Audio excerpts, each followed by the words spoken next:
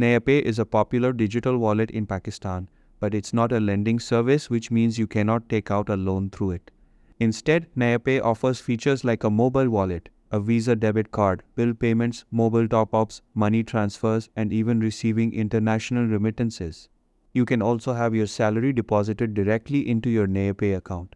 Signing up is simple too. All you need is your CNIC or NICAP. Plus, since it's regulated by the State Bank of Pakistan, it's a reliable and secure platform for handling your finances digitally. However, if you're specifically looking for a loan, you'll need to go through an official channel such as a licensed bank, a microfinance provider, or a digital lending platform. Options include major banks like HPL, as well as fintech services connected to JazzCash or EasyPaysa.